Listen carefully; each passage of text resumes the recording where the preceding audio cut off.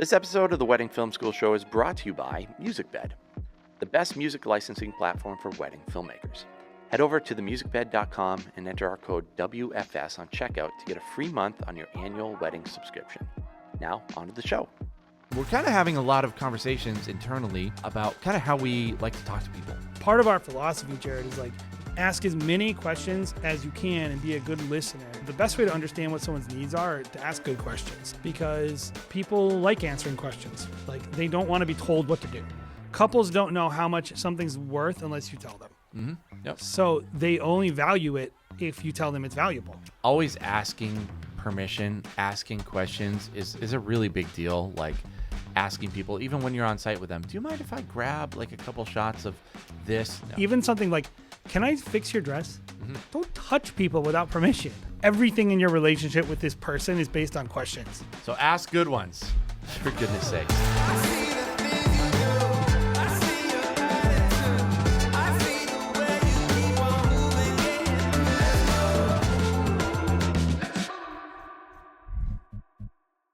Hey everybody, welcome back to another episode of the Wedding Film School Show. Jason is fresh off a vacation down to Tennessee. Jason, how did that go?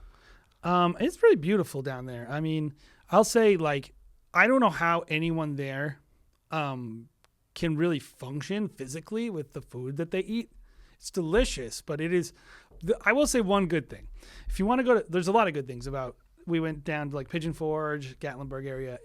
If you want to go to an amusement park, it's great to go to an amusement park like Dollywood. That's 50% of the people in there can't make it up the stairs.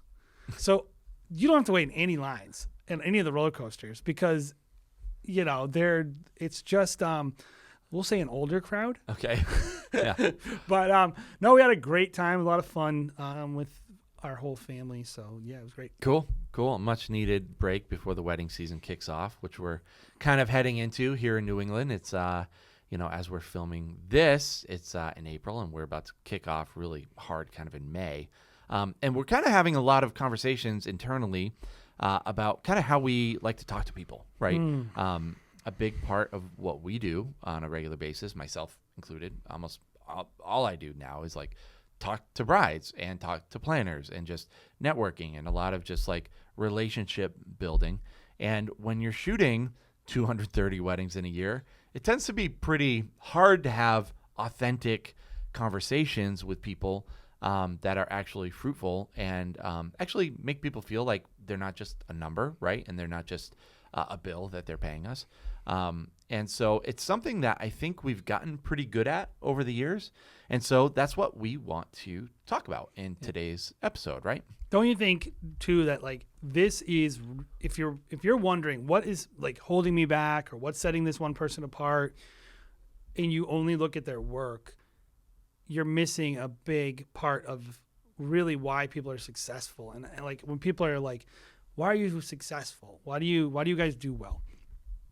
I mean, I think our work is good, but I think the way that we are interested in the people we work with, our couples, the vendors we're around, the idea of like, can I be like asking good questions and understanding and like always getting permission to kind of tell someone something about you or themselves or whatever. That is usually what separates people who are doing really well to maybe people who are struggling a little bit is how well do they make a person feel listened to? Do they ask good questions? Do they communicate information in a way that makes a person feel comfortable? And usually the best way to communicate anything with anyone is to make it feel, and it's not just make it feel, but like the person has to know you're asking this because you're interested in me. You're interested in me. You want to give me the best possible service and do the best job you can, not just like you're sitting there going through a punch list of all the things you need to tell a person. And so we're like, part of our philosophy, Jared, is like ask as many questions as you can and be a good listener and try to give people the information they need behind understanding what their needs are. And the best way to understand what someone's needs are to ask good questions. Yep.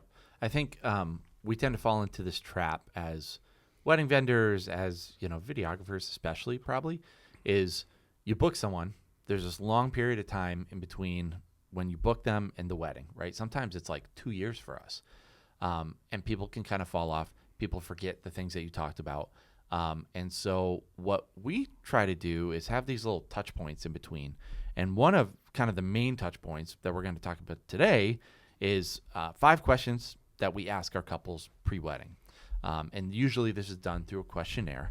I would highly recommend like a CRM questionnaire. That's what we do, as opposed to like a PDF, because it can automatically go out, because Lord knows, like we don't have the time. And I think that's the thing that a lot of filmmakers fall into is like, oh shoot, I haven't sent this questionnaire out to all my couples for the year, or it's sent at a weird time. And a CRM really kind of allows you to send at like very specific times that I think are helpful to the couple. Like I like to send it probably 2 months before. Well, yeah, when like knowing when to ask a question is just as important as what questions you ask. Yeah, totally, because they're ready for it. Like for instance, the reason why we send this questionnaire out 2 months beforehand is usually by that time the photographer has worked with the couple on their timeline.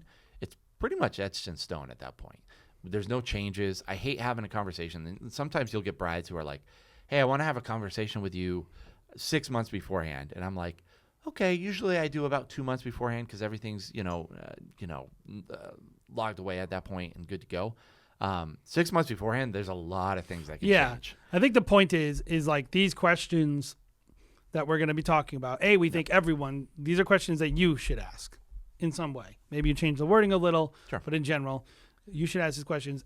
But also, when you ask a question is just as important as what you ask. And so we will try to do our best to kind of tell you when we ask these questions, because maybe some of them are actually happening multiple times in the consult and in the like in the sales process you're talking about? Some we might ask, but regardless, like I would say all these are a couple months before the wedding. I ask all these questions beforehand. Typically, most of this stuff, the person needs to have something settled on their wedding day. Yeah.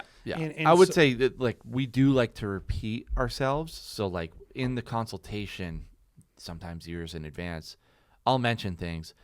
This questionnaire that we're sending, the 5 questions pre-wedding, is a good reminder of those things. But I always ask these specific questions a couple months before, every single time. Speaking of consultations, like Jared said, a lot of what we're talking about in this episode is primarily after the sales call. They're your couple. You're trying to get them prepped for the day. Yep.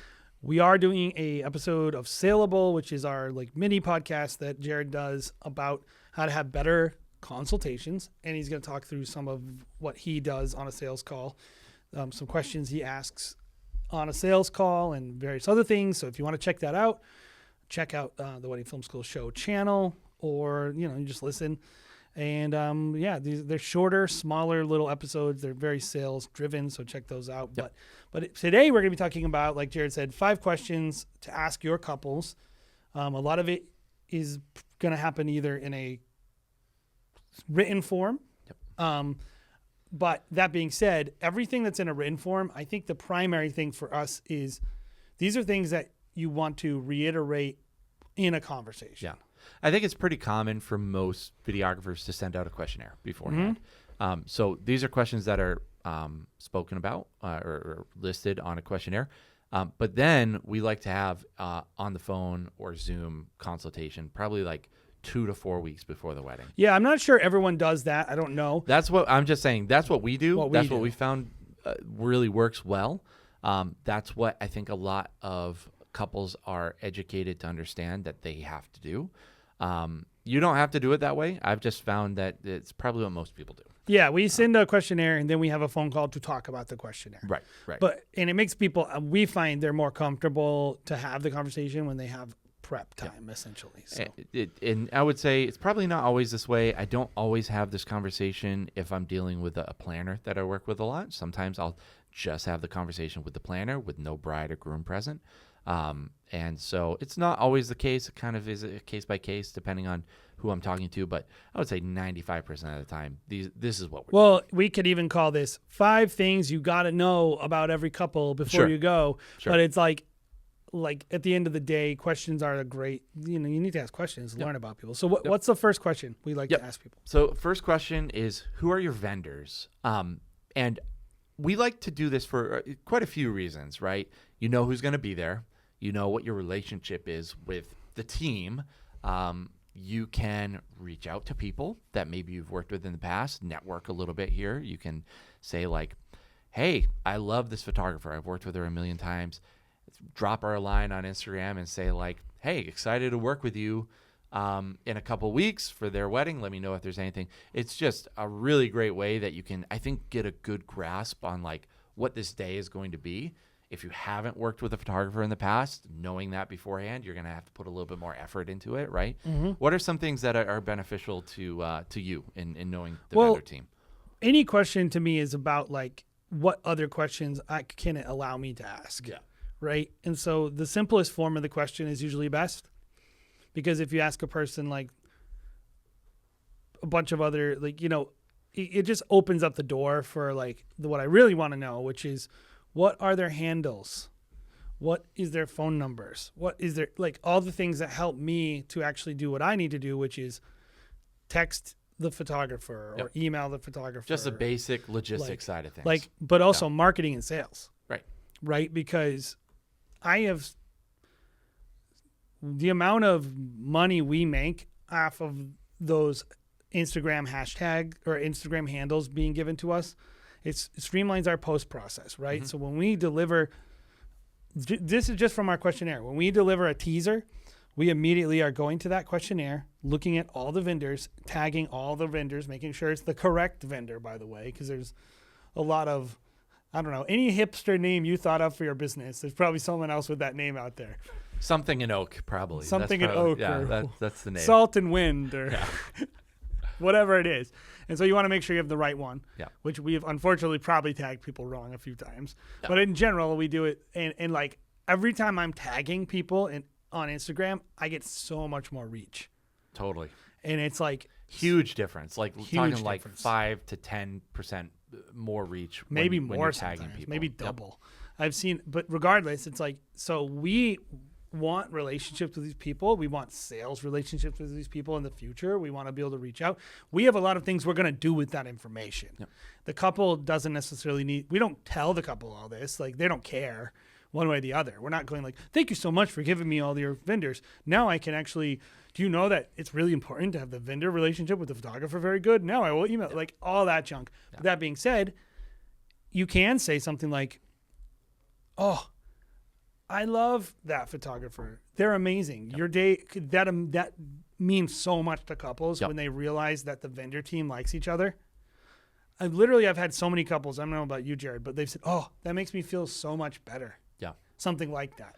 Yeah. Yeah. It I think it does give you the kind of that logistics, and every once in a while I'll have to dig into that and be like, hey, the DJ isn't here. I'm just going to shoot him a text and say, hey, do you mind if I plug into your sound system? Like, I know you're setting up somewhere else, but I'm literally half a mile away on this estate. Well, like, I don't want to wait for you. I want to be ready to go. Well, let's get Like, specific that's about helpful. that one, Yeah. Jared, because you said ask them who their vendors are, but that's not actually all we ask. We have ask on them for their contact information and our console on our Hashtag, form yeah. it says, we ask them what are their Instagram handles Yep. specifically. Yep. Then Yep. we say, what is the photographer's contact information? Yep. Phone number and email. Yep. What is the DJ's contact information? Phone number and email. We get all the information we need to do our social media and to do our pre-wedding reach outs Yep. and communications with every person on the team. Now, planners will fill that out for you. So I was just going to say, when you're working with a planner, our approach is a little bit different. I don't include this on our creative treatment because We have a most of the separate time planners will send their own PDF. So I'll keep that PDF on file. Sometimes I'll even have the timeline on it. Although most of the time, and we'll talk about the timeline. Most of the time I like to get the timeline in my own kind of language. Well, Like, you don't want to know when the when the salads florist is need going to be served. setting up. No, I don't care about that. So whittle it down to what's helpful for you and your team potentially. But yeah, that's what I'll do. And especially if we work with certain planners like all the time, I actually have specific creative treatments. We call our kind of pre-questionnaire a creative treatment because there's a lot of creative details in there. Specific to the planner. So like some planners don't want me to ask certain questions. We have a Yeah. questionnaire for the customized for certain planners. And then we have a version of the creative treatment that excludes questions that a planner might want to ask or might want to answer for their couples. But some planners are like, nah, I don't care. Make them do it. So a lot of planners are like, no, please don't even ask. It's annoying to them. So that being said, I do still think, like, even if you're in a situation where you are still speaking to the couple, but maybe there's a planner involved and they are handling that for them, having a conversation about it on the phone. And what I was going to say originally was, we send this form out. I would recommend everyone have a phone call to go over any pre-wedding questionnaire that they might send. Yeah. I would highly recommend that. I think you should get on the phone, because it's not about the information that they're telling you. It's about what you want to say about that information. So we always do that. So basically we're asking them who the vendors are. And I think that's really important, right? Yep. It spells out the day. It's kind of like, gives you a good baseline of logistics, right? The next one is, what is your timeline? Yes. This seems so basic, right? It is. I mean, if you don't know the timeline beforehand, you're kind of walking in blind. And I think it allows us to, kind of what you just said, it allows us to see what they're throwing at us, and then us being like, this is workable. We're going to need a little bit of time here, or we're just going to have to make certain adjustments, right? Like, that's probably the most important thing. And it's probably what I spend most of my final consultation going over with the couple, right? Yeah, I would say it's really important, and I agree with you 100%, because a good question will always lead to a good conversation. And, you know, is it a basic question? Yeah. Your timeline is a basic question. Like, you, of course, I think a lot of people are asking that question. Right. I don't think a lot of people are doing the right stuff with the answer that the couple's giving them. Yeah. Like, they're not taking it's a T-ball sales opportunity or creative process opportunity, like, or just covering your butt opportunity. Like, there's so many things that you can do. And people are, I think, squeamish about telling a person, like, your timeline is bad, in a nice way. Yep. It doesn't work. Or, hey, if you want me to do this, I know you bought this one package, but you need to buy more for you to be most happy. I just find when I ask about the timeline and I'm going through it with people, it usually answers a lot of subsequent questions, right? Like, I'm going through and I'm talking to them about, okay, what time's your ceremony? Okay, it's at 5 o'clock. That means I'm going to be setting up at 4:30. That means that I need to be done shooting you by 4:30. So if you want me to be shooting you right up to the time of your ceremony, that doesn't fly. So it kind of solves a problem. Like, either I leave early, or I miss certain things, or you hire a second videographer. So it kind of, as I'm going through like, they can see my perspective on the day really well as I'm working through, like, okay, I'm going to need this here. How can we solve this together? Well, basically, we're using this question maybe differently than other people. That's why we included it, because to us, the question is really an opportunity to have the conversation we want to have, which is like, that's not going to work, or you're going to want a second shooter, or even like, you just force them to make their own decisions. Like, because when you force them to see it from your perspective, you're like, there's no way I can be in two places at the same time. If you want to have the groomsmen being shot at this part, and I'm getting you in your dress at this part, that doesn't really work, does it? What are some options? Okay, you can either hire a second videographer, or I can just get some other shots of the groom at this part. It's not going to be as much as I could get if I had a second videographer, but that's a choice that you're now having to make. I had a wedding. It bails you out. Yes, I was going to say.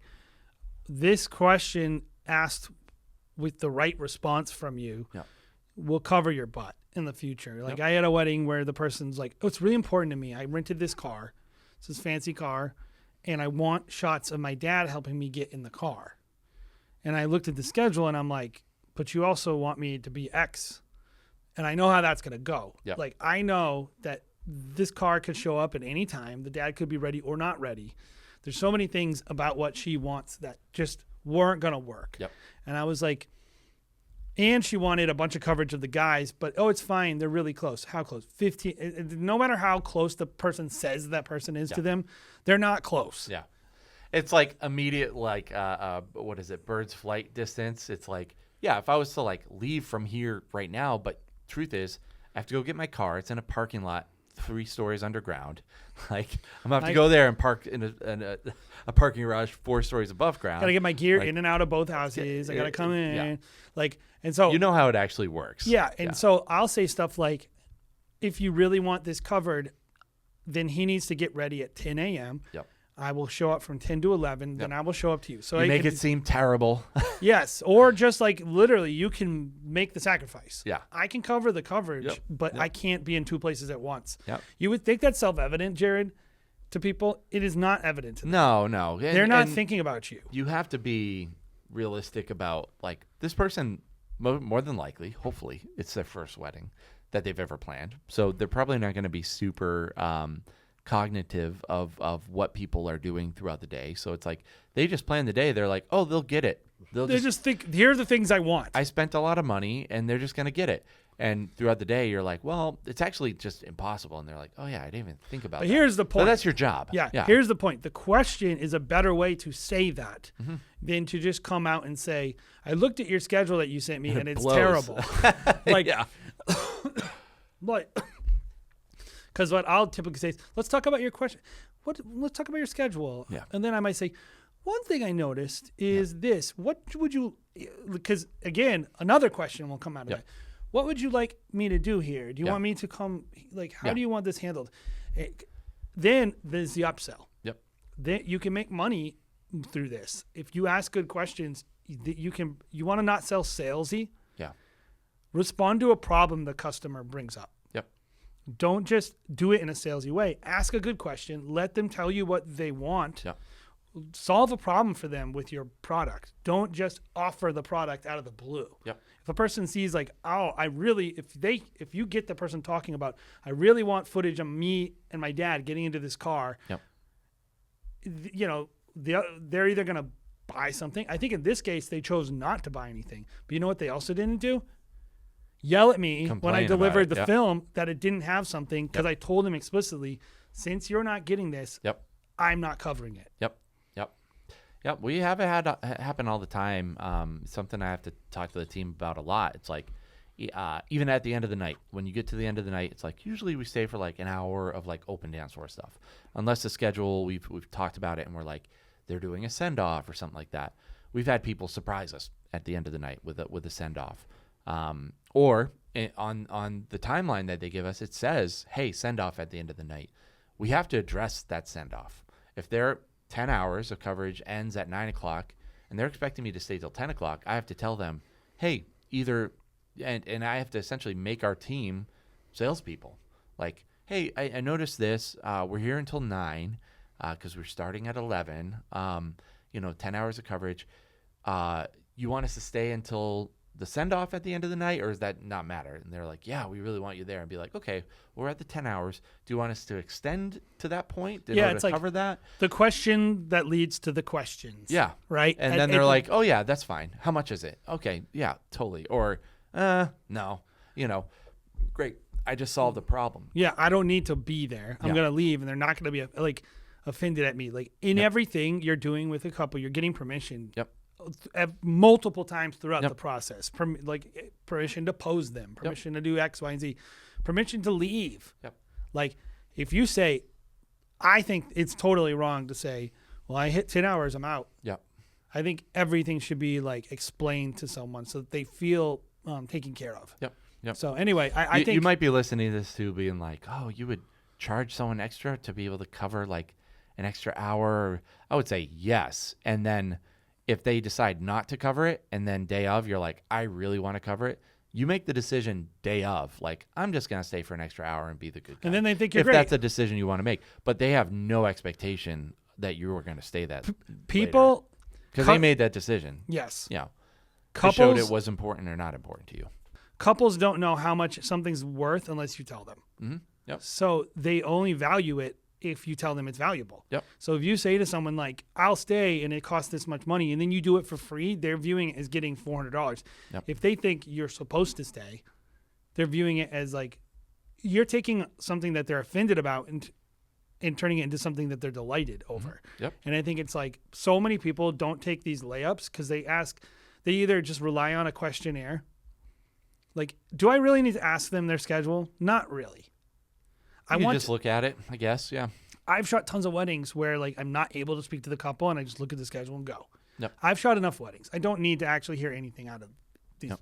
couples, really. I'm doing it for their benefit so that they know so they're going to be the most excited and happy with what I do. Mm-hmm.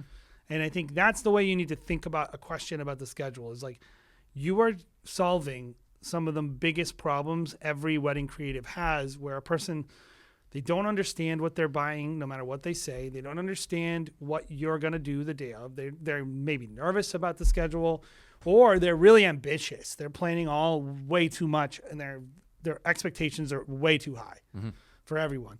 That is the issues. If you see any thread in a Facebook group about someone who's mad, vast majority of the time it's because the creative didn't explain and set expectations very well about what they were going to be shooting or what they were going to be doing and all that stuff. And so I think this is just, it's not so much that you're trying to actually learn their schedule. I would hope you would learn their schedule in an email or in the questionnaire, and that would be good enough. Yep. And I would say most of the time when you're receiving a schedule that a photographer has worked, it's pretty generic. Like most people want a solid half an hour before the ceremony of like nothingness. Sometimes church weddings can be a little bit weird, but it's pretty standard at this point, guys. Like, you know, unless you're working with a really weird photographer or something. Well, that's that brings up a good totally point, out of though, the box. Yeah. which is one thing I will let you know if you're listening. If you don't make changes and recommendations to the schedule that piss off the photographer or the wedding planner. Yeah. Like, this is like the specific critique I've heard of wedding creatives from wedding planners is they will say like, that's not going to work. And then they recommend an alternative timeline that doesn't keep in mind what the planner's needs are at all. Yeah. Don't do that. That will kill you in this industry. Yep. If there is a big issue and they have a wedding planner, even a day of coordinator, like they can be some of the worst. Are they the most high powered people? No, they're not. The people who are just showing up from the venue, but they can make your life a living hell. Mm-hmm. Right. And they can also be really great to work with. They can give you tons of referrals, all that stuff. Don't like, it's better to say like, hey, I noticed this. And then they give you have some issue with the schedule. Say, hey, would it be okay if I talk to your planner about this?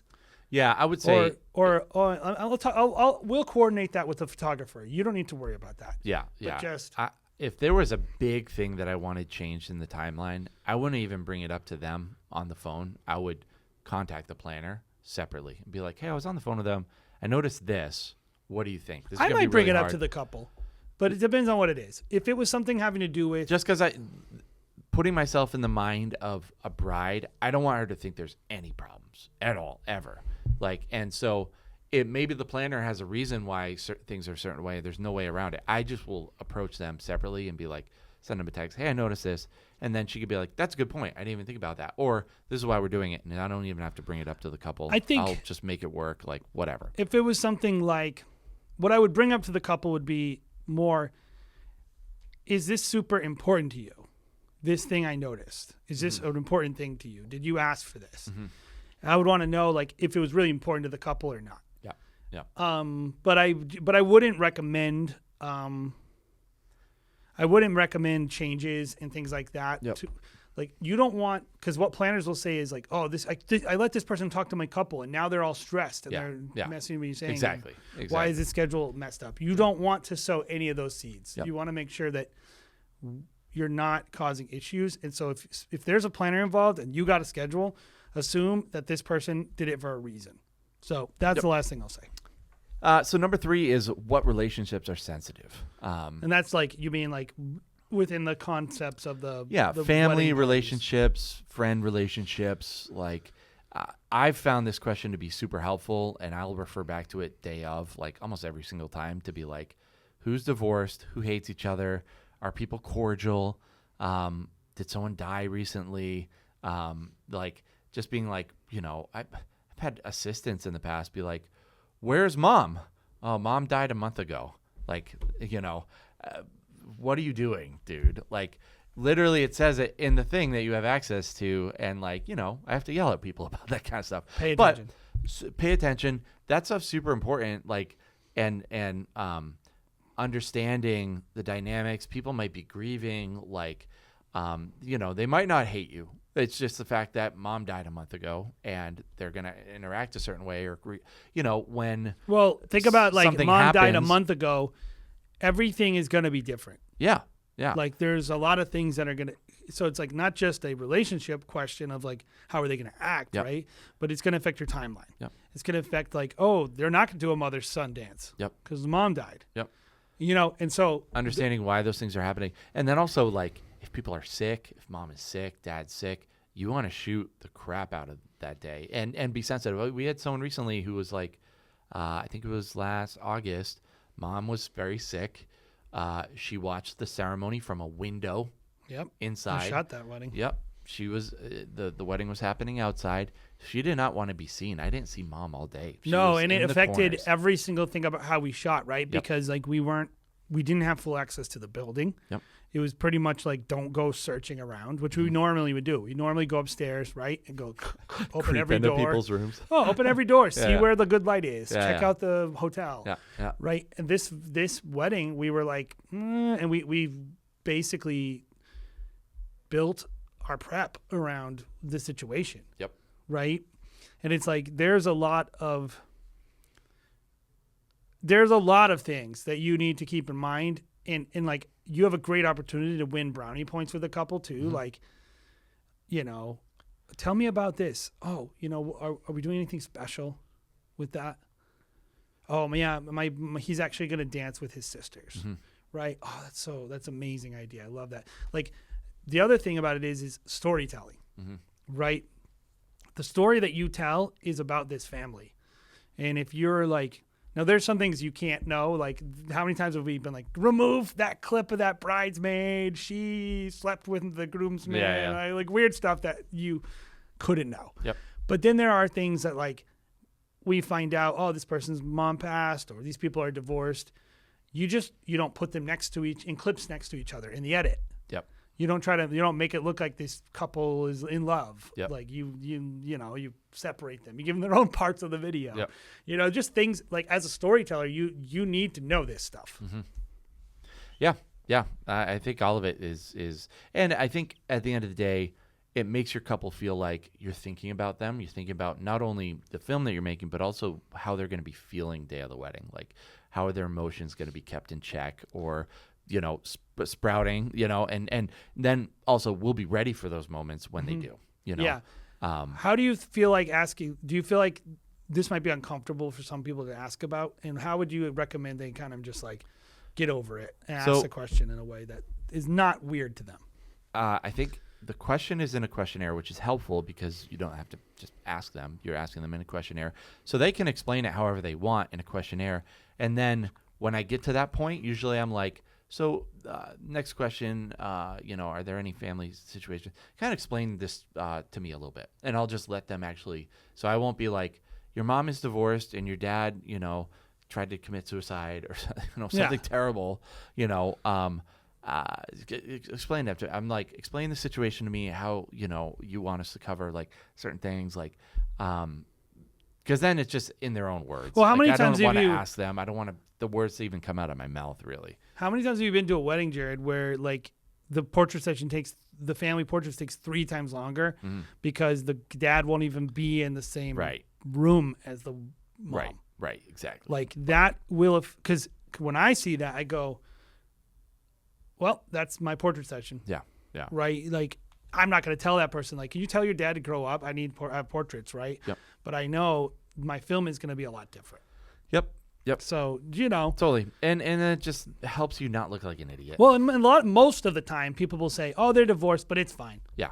Most of the time, it's actually fine, but every so often, like, it gives you the opportunity to feel more personal, and it's big. If you're not asking the question, you should be asking it.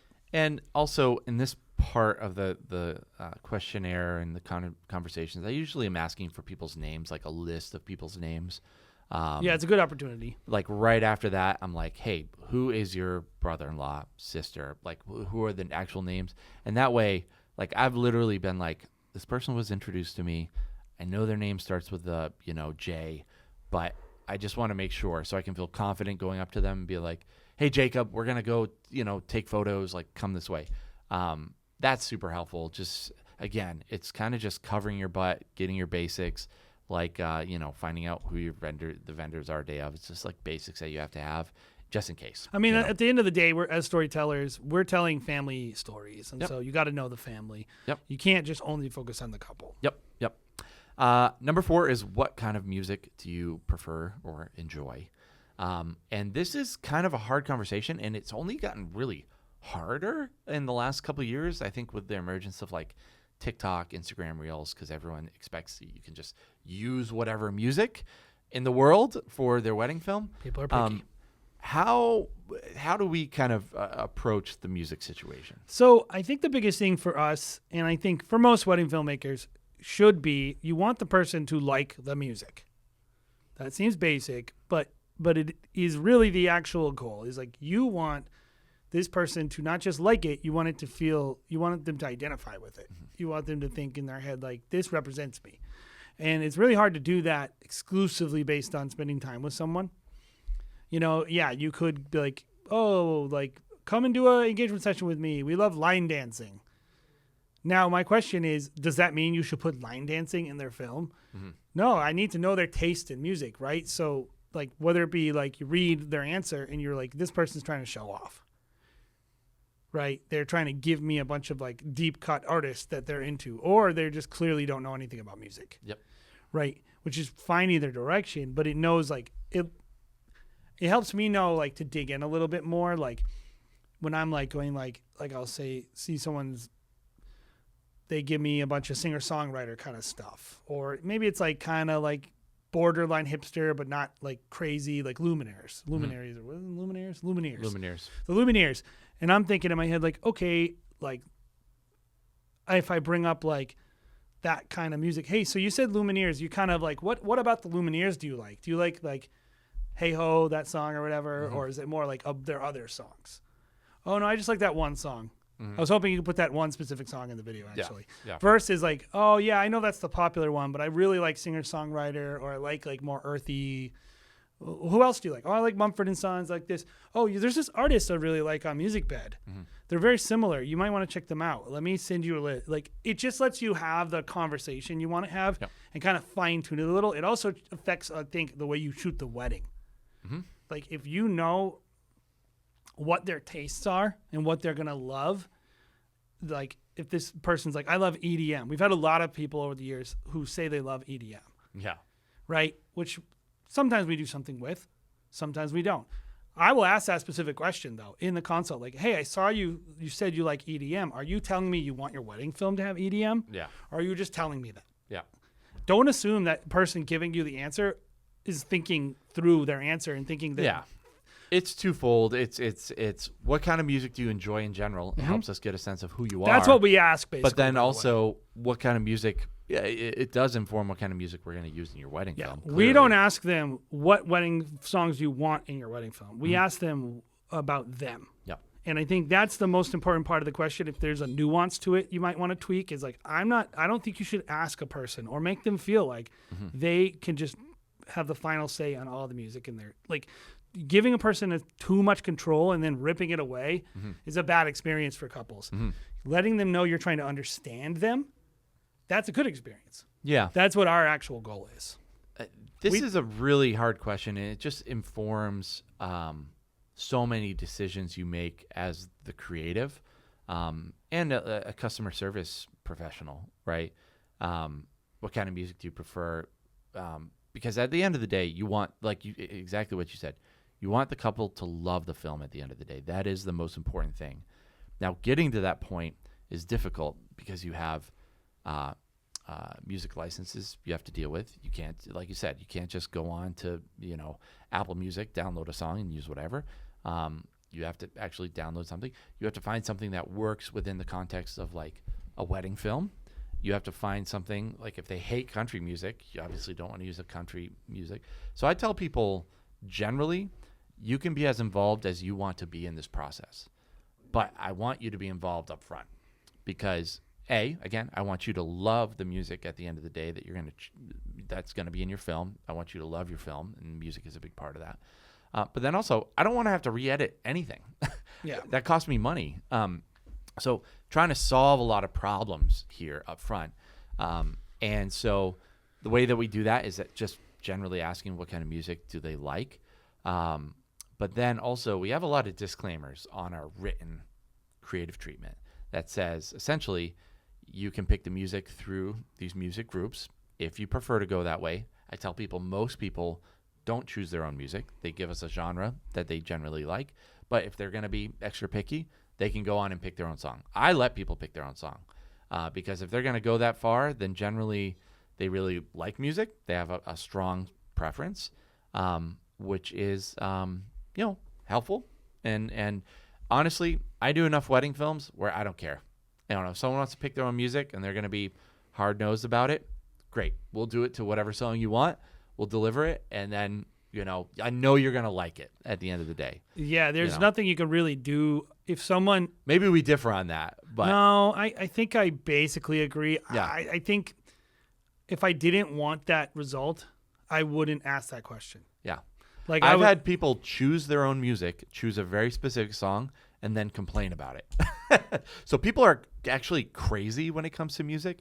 Like I've had people pick very specific songs and then be like, we weren't crazy about the song. And then I go back and email and I'm like, you chose that song very specifically. We're adamant about it.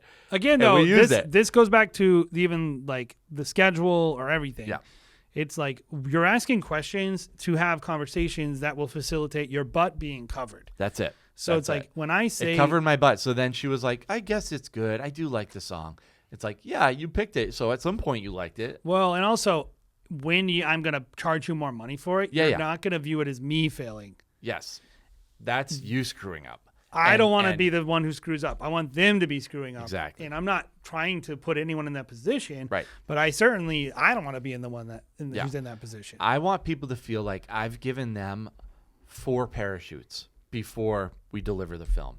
Like, hey, here's the ripcord. If you want to be involved, here's the ripcord. Like, you can bail out at any point and get involved. Most people are too busy, to be honest, to even be involved. They're like, we like Harry Styles' new album. Great, awesome. I can work with that. But just understand, if I pick the song, you're like gonna like it or pay for it. Well, and if you want to have the fact it that changed. it's in writing helps a Yes, lot. yes. But then the fact that it's writing and you talked about it in Yep. a consultation Yep. covers your butt, right? And so like if you're not going to be able, I don't know where the future is in terms of where the wind's going to blow in Yep. terms of picking songs for people and if they're going to become worse and worse and worse because Yeah. of TikTok. But I certainly know that if that does happen, I don't want to be the one editing something 3 times. Yeah. I realized that when I had a bride pick a very specific song and then decide she didn't like it, the song that she chose, I decided then that this system could never be perfect because you're going to always have people like that, which I love that bride, actually. I thought that bride was awesome. But, her bad, then she had to pay to have it changed. She wasn't mad about it. Though. She wasn't that was mad the about difference it. Is like, So you didn't create an enemy. Right. So I think this part of the system, like you can just root out so many problems. We barely have any problems here comparative to how many weddings that we're doing. I think we've really rooted out giving people the opportunity to be involved and we just had someone like they chose a song and I was like, this is a good song for them. Actually, I did have another person recently who was like, this song is sad. And I was like, yeah, it is sad. Like it's about like a breakup or something. I was like, guys, what are we doing? Why do we choose that song? Get rid of that song. And so, I'll make exceptions if we make a mistake. I think that was a mistake that we made because I went through and listened to the lyrics. I'm like, this is not a good fit for what we did. But at the end of the day, this is going to root out most of your problems by asking. Well, this. the conversation I'm always going towards with this one is like, you don't want to do that though. Yeah. Yeah. Oh, you just trust us, right? Yeah. Yeah. Like, oh yeah, I just trust you. All of our films on our website are through this music group. Like generally we're picking a genre more so. It's all good. And we want it to be not necessarily cheesy wedding music. We want the music to have its own kind of personality. That's why we don't want to pick top 40 stuff. We want you to listen to the song in your film, and then when you're in the mall and you hear that song, we want you to think about your wedding, like not vice versa. We don't want you to think about we do our the own party storytelling. song. We do our Yeah. own storytelling with why we pick what we pick. Yep. And that's part of, like, I would think music is one of the most important things to our brand and what we do is like, but it's like we also have a huge range in what we make because we allow the couples, we base it on the couples, not based on necessarily our taste. I think there are things we wouldn't do from a taste standpoint, but in general, like, we're trying to always match the couple, which means we have techno and hip hop and all kinds of music. Like, there isn't a type of song that's like us. Yeah. It's just like, hey, it's our couples, and it, as long as it's tasteful and cool, we're gonna go with it. So, but yeah, it seems like a basic question, and so the question matters. But I think what's most important about the "what music do you like" question is what you're using it, what conversations you're using it to facilitate. So I would say if you're asking that question, you're not following up with your process or any of that, you need to use every one of these questions as a jumping off point to having a good conversation with the couple about how to make them most happy. Yep. And so the last question is kind of more of a concept, I guess. It's you want to be able to make comments through asking questions. Kind of what I just right? said. Yeah. So kind of choose your own adventure. Like, there's certain things that are really important to me. How do I make it come off as a question when I'm asking the bride certain things? For example, I want the room to be clean, the hotel room to be clean. This is a big deal to me. So you wouldn't ask the person, will you clean the room? I won't say, make sure your room is clean, bride, because that would be tacky. Like, it would be degrading to her. And honestly, she probably doesn't have a lot of control over it. She probably hasn't thought about it for 2 seconds. I know all these things. But I would say, probably like, well, what room number are you getting ready in? What's the room situation looking like? She'll be like, oh, yeah, we're getting ready in a suite. She might tell me information like that. Be like, okay, that's great. Are there 2 separate rooms, 1 separate room? Is it going to be a bedroom, like living room situation? Even like think about that question, right? How many people are going to be in there? There's like 4 questions that build into the question. Yeah. And so it allows me to say, like, generally when we show up in these rooms, they tend to be a little bit of a wrecking ball. Like, they tend to just be like, there's water bottles everywhere. Like, we have to spend a lot of our time cleaning up and less time shooting, which we're really expensive cleaners. You don't want me cleaning, you want me shooting.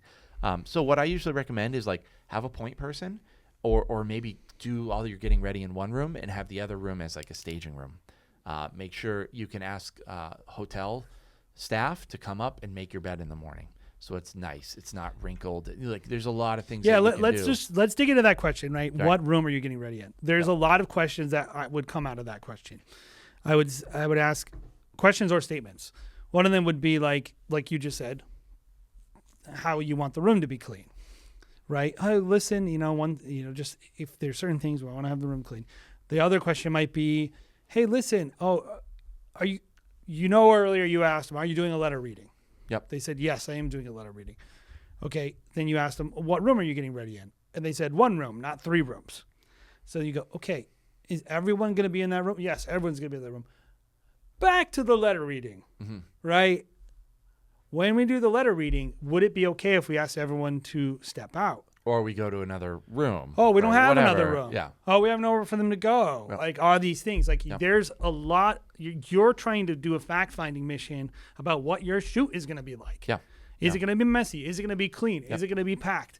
Like, something like, what room are you getting ready in? Oh, like, maybe you've shot there before. Yep. Oh, make sure you have them put you near the window when you're doing your, like maybe you always want to tell them that and everything. I would ask them the room first. If I was doing a script, I would say, first I ask them what room they're getting ready in.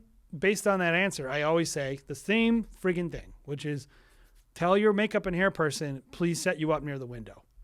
I wouldn't just come out of the blue and say that. Yep. I would base it on a set of questions about the space because people like answering questions. Yeah. Like, they don't want to be told what to do. Yeah. And goes beyond just like room questions. I think Yeah, there's a million. That's just a there's a good million different things. practical example. I would say whatever you want to tell the bride, write those things down. Like, hey, these things are important to me and the art that I'm creating. Maybe I have to have things done a certain way. I have to have if we're recording audio, like I want it to be good, so we have to find a quiet space. Like I would say something that we talk about a lot and talked about before the show was portrait sessions, like asking people, trying to get a vibe of like how comfortable they are on camera, maybe being like, so how many times have you guys been on camera together? Or like, did you do an engagement session with the photographer? Or what was that like? Yeah. We were really awkward. It's like, you don't necessarily have to be like, how do you want me to interact with you? Because that's a weird question to answer. They don't even know how to answer it. They don't even know. Like, they're like, well, I mean, I don't know. Like, I guess we're awkward. You want them to be like, oh, we did the engagement session with the photographer and it was hard, but at the end we're having a lot of fun. So it's like, okay, now they have a new instilled confidence in being in front of the camera. Maybe you could get them to do some fun things, like have her pick her up or something like that. And you could just be like, generally we let the photographer do their thing, but in between we might grab you guys for a couple shots, and they'll be like, yeah, that sounds great, sounds cool. Or even okay, just like, light. Yeah. I mean, I think a lot of people ask these questions in different ways in different couples, Yep. but essentially, like, I'm always going to ask some question around about which the answer specifically is not overly important to me. More, I'm looking to see if they react really badly to the question, not so much that they're going to tell me specifically how to shoot them, which is like, how comfortable are you guys with PDA? Yep. Like anything from fine with it to we love it is the same answer to me. Yep. When a person responds really badly to a question, Yep. like I'm very shy, not comfortable, or this is another great thing. They say, listen, we really want you to direct us a lot. Yeah. We don't know how to act on camera. They're giving me permission to tell them exactly what to do. They're saying, hey, our expectation of hiring you is that when you show up, you're going to make me look good. Instead of like, we're good, we're going to be happy. Like, I know, like, maybe I know the photographer, I know the situation, I know the posing. I wouldn't ask this question, how do you like to interact, to every couple or in every situation. Mm-hmm. But it's a question I would ask in certain situations when I don't know the photographer, I don't know the couple that well. It doesn't really matter so much that I know exactly what their answers are, but that we have a conversation, because what I really want to do is tell them basically every couple the same thing. Oh, I'm mostly going to let the photographer kind of run the show. You don't have to worry about having, too many people shouting directions at you. It's not going to be a stressful environment. Is it okay if I just pop in for just a few quick poses? That's all I really want to say. But I don't want to just come out of the blue and say that. I want to talk to them about it and let them know. Yep. If I can make it seem like everything I'm doing is a response to what they want, that's always better than just me telling them what I want. And I think that's the critical thing about being a good question asker to couples. It's like making that person feel like you're a good listener instead of, this is your show, my process, I'm the artist, I'm really special and really important. No, you're special, you're important. This is about you, the couple. Yep. And to kind of cap things off, I think always asking permission, asking questions is a really big deal. Like, asking people, even when you're on site with them, do you mind if I grab like a couple shots of this? This is going to be real. And then if they're like, they can say yes or no, but if they say yes, like, you can do it. Even if it's like, hey, we're pushing on time. Do you mind if I just grab a couple more shots? You're not going to get in trouble with them. They're not going to blame you because they said yes. They had the opportunity to turn you down or say yes. So always asking permission throughout the day and beforehand to get certain things will always clear things up. Well, even with other vendors, like if you say to another vendor, like they wanted to do X, that they're gonna be, oh, okay, because what a lot of other vendors are concerned with is like they asked another question, and they think you're making them do something that they don't want to do. Yes, right, and it's like, no, I would never do that. Yeah, everything I'm doing is based on like I mean, we all know now, and in today's society, consent is a big deal. And I would say it doesn't change with weddings. Like even something like, can I fix your dress? Mm-hmm. Don't touch people without permission. Yeah. Like literally anything you're doing. Can I move your dress? Can I hold your rings? Can I like literally just like everything in your relationship with this person is based on questions. Mm-hmm. Yeah. So ask good ones, for goodness sakes. Yes. Don't just do things. And I would say also same thing with vendors too. But that's another story. Well, I mean, ultimately, I think a lot of people, they think they have to present this presentation of what they're going to be doing. And like, that's the most effective way to communicate to people. And it's not. The most effective way to communicate with people is to ask them a bunch of good questions. And then based on those questions, find ways to ask questions that let you talk about the things you need to talk about. And that's really what this episode's about. Yep. So hopefully it's been helpful for you guys at home, listening, YouTube, anywhere you find podcasts as well. Make sure you guys give us a thumbs up, 5 stars, anywhere you could find podcasts. That'd be really helpful to others trying to find good education on wedding filmmaking, as well as join our Facebook group. We have about 16,000 strong. Almost Facebook 17. group. Help us Almost get over the 17. hump. Okay, yeah. Get us over the hump, guys. It's probably the best place where you can go to find good questions about wedding filmmaking. Could talk to Jared and I, Bobby as well. Talk to the crew, talk to everyone who's in that community. If you're just going through something, it's a great place to get feedback quickly. And then also subscribe to the Wedding Film School YouTube channel. You're probably, if you're watching this on YouTube, you're watching it on the Wedding Film School show. We have a YouTube channel with 170,000 Not quite. subs, almost over that hump though. Almost. And that's where you can find reviews on gear. We do behind the scenes of real weddings. It's a great place for education as well. Thank you guys for listening to another episode of the Wedding Film School show. Jason, anything you want to add before we sign off? Have a great year, guys. Don't do drugs. See you next time.